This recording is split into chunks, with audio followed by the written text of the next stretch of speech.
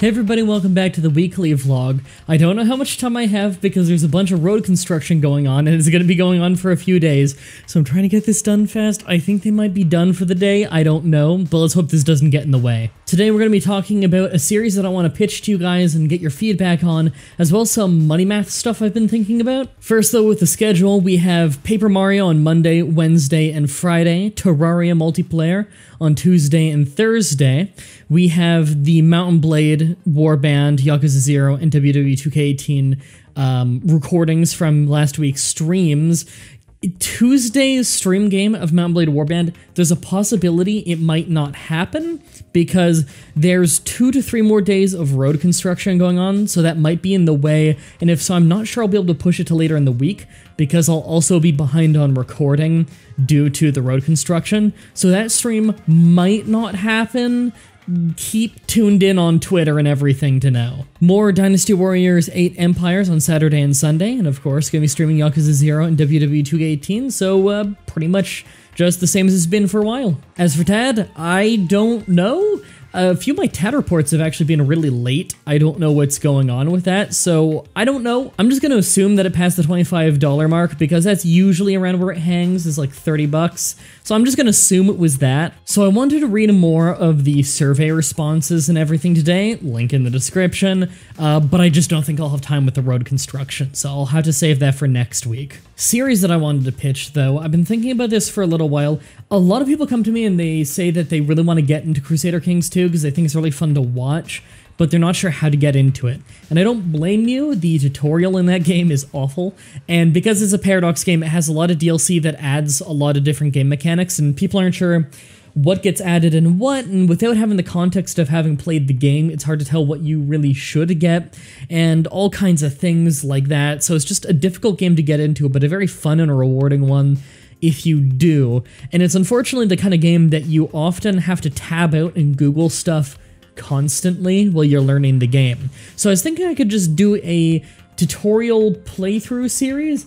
Basically, I've got every DLC. I would just play as a country that I think is quite easy, building up from a very small county to an enormous country, and showing you how to play. I'll explain everything as I'm doing it, things you should be keeping in mind, things you should be doing, and you can play it alongside me if you want to. It'll be a little bit hard just because there are a lot of random events that won't sync up between us, but I feel like you could learn the game pretty well if you haven't played it before, and I really like that game. I'd likely be starting as a county in Wales in the earliest start date of 769 AD, I believe it is, and eventually becoming the King of Wales, and then finally the Emperor of Britannia. And from there, the series might end, because I don't know. I feel like by the time I'm the Emperor, people kind of understand how to play the game, but we'll see how it goes from there. Patreon shoutouts though, for everybody donating $10 or more on Patreon. We have Ghazali, Mad Librarian, Fiery Biscuit, Zandak, Taco Man, Play Bogart, Night Fury 15, The Jedstar, Jetstream, Conk Donk, Sophia Orr, Killrain, Assassin Chris, Prelux, Victor, Wolf20KO, One Savvy Siren, Shauna, Tim, Kern Keta, Cyan Nolan, Lemonhead, Austin Manley, System Wipe, and Morgan. Thank you very much for your continued support. I very much appreciate it. Lastly, some really quick money math. So I like to constantly assess and reassess over and over my financial situation all the time. If anything, I kind of obsess over it, just because I'm always trying to think of where can I cut more, and you know, how much is really the value of my dollar, and all kinds of interesting things like that. At least I find it interesting. So usually you think of bills as monthly. I tried experimenting and thinking, what could I apply daily and how much would that be? Obviously, a lot less could accurately be applied to daily. I could guess my groceries monthly cost and always get it within about a 50 to 80 Canadian dollar ballpark, you know? I can get it within a range, but with like a daily cost with groceries, that doesn't make any sense, but with something static like my rent, I could figure that out. You could figure out all kinds of little things, and so I've been thinking about everything that I pay monthly for, and how much that comes down to a day. And if I add all those together and I figure out how much am I paying for all of these things every day, now how much do I make every day on my average day, and looking at it that way, because I feel like that gives me a more accurate way of looking at how far below or above am I of where I want to be. It doesn't really give me any useful information for like overall stuff, but it gives me interesting information for setting my own personal goals, I guess. It also kind of helps me think about my Patreon rewards and if I think they're worth it or not. For instance, I've long thought about raising or lowering the $5 tier. It's on $5 right now, where that is to be whitelisted on my Minecraft server. The main purpose of having the whitelist Minecraft server, part of it is to keep up with maintenance costs for the server. Like I have to rent the server so that it's up 24/7. But those costs are covered for the most part as long as there are like 10 people on or something like that. The main purpose of the whitelist though is to stop griefing. It was a free and open server for a very long time. You could have as many people on as you wanted. There wasn't a whitelist or anything. But I had to do rollbacks pretty often. We never had any serious griefing. Like, you know, someone would come and burn down a place near spawn, and then I just roll it back by a day. But what happened is people were getting deterred because they would hear that a lot of griefing happens, and although it rarely affected them, the rollbacks would sometimes affect them, and we always had everything fixed pretty easily. Regardless, that deters people from going on, because if you're going on and you feel like your stuff isn't going to be safe because anyone could just walk in and ruin it, and it'd be basically impossible to figure out who did it, then, you know, that's a problem. And I know there are mods out there and everything that would help with figuring that out, but honestly, I couldn't find any that were particularly good, and I wanted it to be a vanilla server anyway, to which it still is today. So the waitlist really is just a thing of people who go around and grief Minecraft servers aren't going to pay $5. They have an infinite amount of free servers for them to run and ruin. They're not going to pay $5. And so far, we've never had a single griefing report since it went whitelist multiple years ago.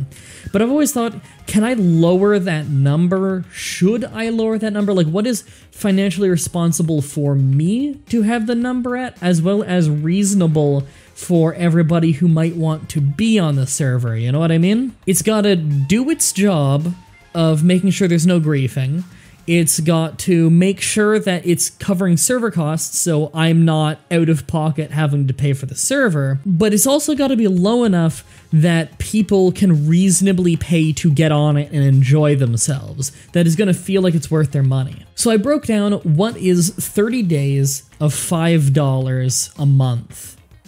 That comes out to 16 cents American. So then I started thinking, okay, 16 cents American, how much do you need to work in different parts of the world for that? Okay, basically anywhere below minimum wage.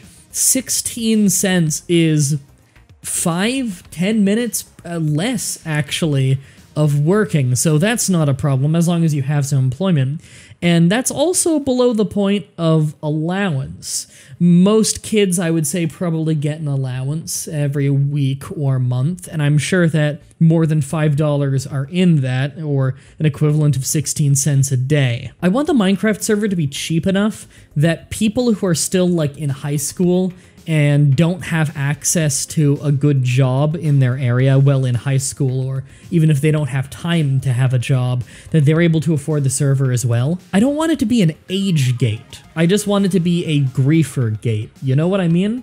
Like, if I raised it to $10 or $15, I feel like that would exclude a lot of younger people.